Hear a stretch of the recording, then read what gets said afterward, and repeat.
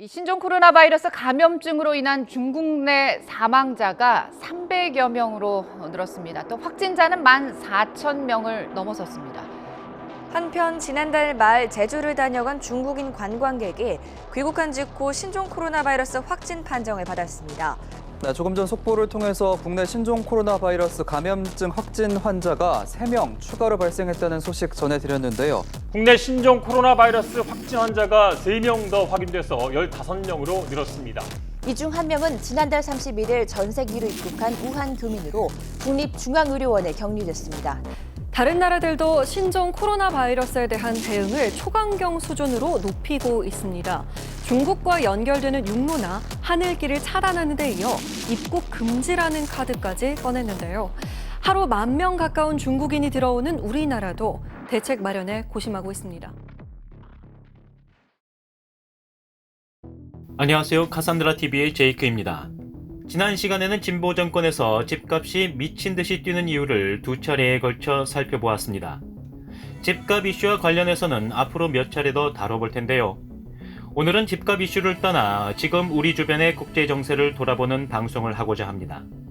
바로 미중 무역 전쟁과 우한 폐렴, 즉 신종 코로나 바이러스 사태 속에서 한국의 서민들과 젊은 학생들이 서로 저마다 잘 살기 위해서 반드시 알아둬야 할 것들을 이번에도 2회로 나누어 살펴보고자 합니다. 현재 소위 우한 폐렴이라고 하는 신종 코로나 바이러스 감염증에 대한 정치사회적, 경제적 우려가 깊어가고 있습니다. 엊그제부터는 중국인 혹은 중국을 다녀온 외국 국적자의 국내 입국을 봉쇄하는 문제로 좌우파 진영의 유튜버들이 티격태격 싸우고 있습니다. WHO의 국제보건규칙인 IHR 2005 권고 항목에서는 질병 확산을 통제하더라도 국가 간 이동을 불필요하게 방해해서는 안 된다는 원칙을 두고 있습니다. 이에 따라 예전 사스 메르스 사태 때도 한국은 입국 봉쇄 조치를 내리지 않았었죠. 또 WHO는 신종 코로나 바이러스 감염증 관련 사람과 물품의 이동에 제한을 두는 것은 비효율적이며 필요한 지원을 제한하고 발생국가 경제에 부정적 영향을 준다는 입장을 표명하기도 했습니다.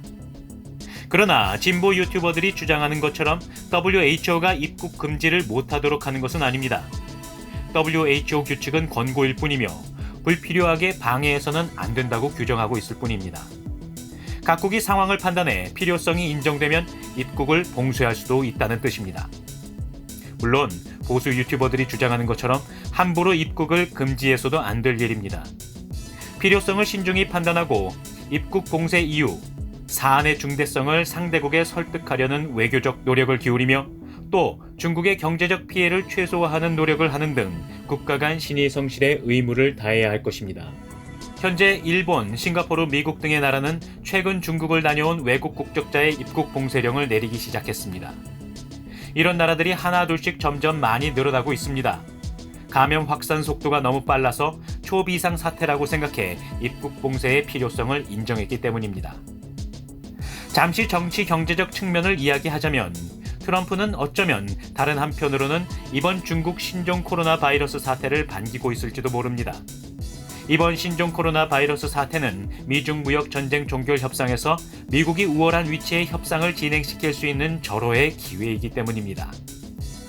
앞서 말했듯 입국 봉쇄는 신중히 선택해야 할 일이고 미국의 경우 다른 나라들보다 상대적으로 피해 규모가 적지만 그래도 재빨리 입국 봉쇄를 합니다. 저는 여기에 정치 경제적 고려가 있었다고 봅니다. 다시 현재 상황을 보면 제가 2월 1일 오전 5시 그래프를 기록해두고 오후 5시에 그래프를 다시 기록해두었는데요. 2월 1일 오전 5시 26개국에 전파되었고 감염자는 9,937명에 사망자는 213명이었습니다. 다시 12시간이 지난 오후 5시 감염자는 12,000명에 육박했습니다. 엄청난 감염 속도죠. 12시간 만에 감염자 수가 20%나 증가했습니다. 그리고 확산 속도는 점점 빨라지고 있습니다. 치사율은 현재로서는 알 수 없지만 현재까지 감염자 대비 치사자 비율은 2에서 3%입니다. 사스 등에 비하면 치사율은 낮은 것으로 추정됩니다만 1월 30일 발표된 임상 전문 학술지 란셋의 임상 리포트에 따르면 입원 환자 99명 중 11명이 사망하여 치사율이 꽤 높게 나오기도 했습니다. 란셋은 세계적인 권위와 신뢰도를 인정받는 학술지입니다.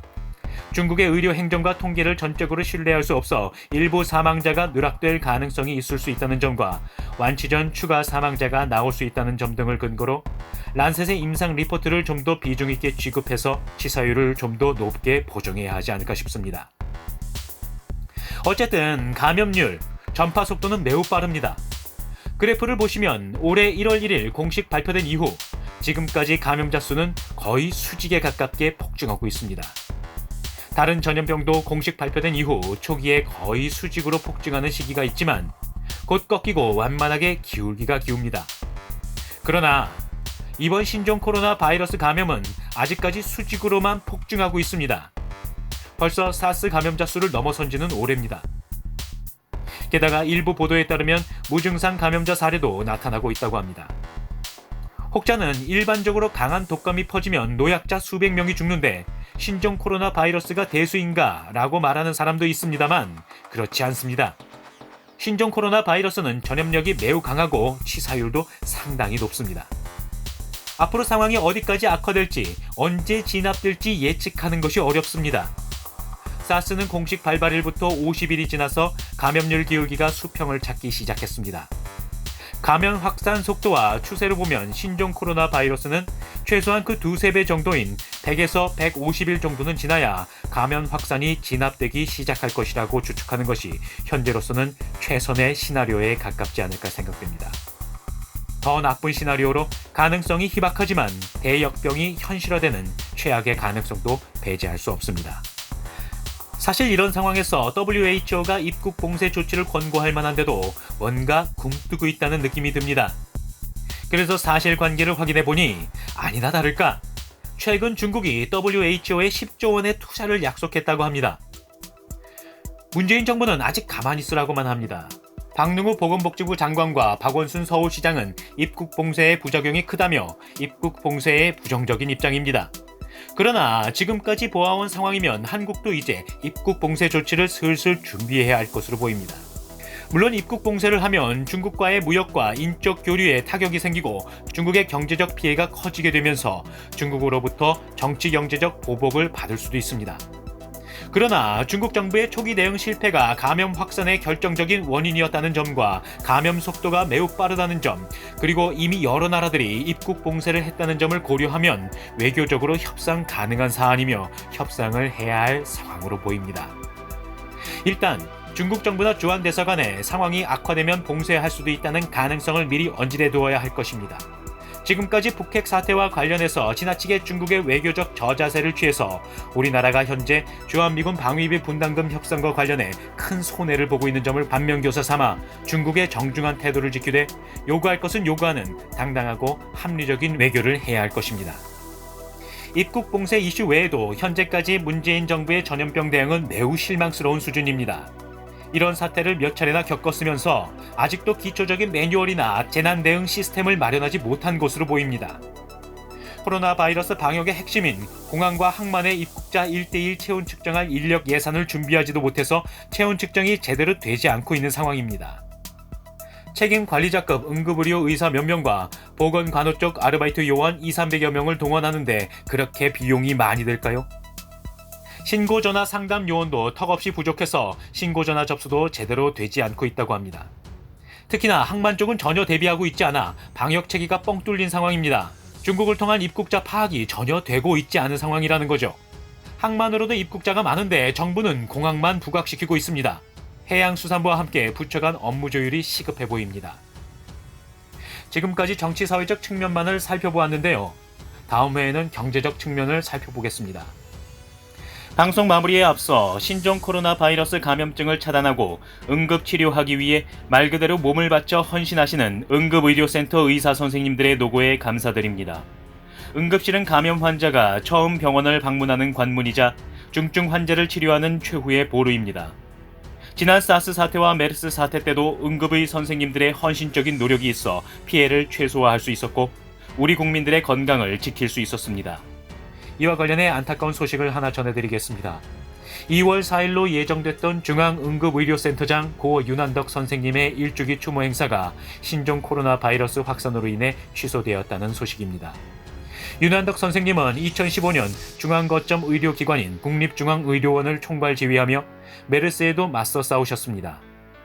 윤한덕 선생님은 열악한 국가 지원과 여건 속에서 설 명절 연휴 기간에도 홀로 응급실을 지키며 일하시다 결국 지난해 2월 2일 과로로 쓰러져 쓸쓸히 돌아가셨습니다. 카산드라 TV는 고인의 헌신적인 삶을 기리고 추모하며 어떻게 하면 우리 사회가 더 나은 사회가 될지 고민해봅니다. 고인의 명복을 빕니다. 오늘 카산드라 TV 방송이 도움이 되셨다면 구독과 좋아요를 부탁드리고 많은 분들께 이 영상을 공유해 주십시오. 감사합니다.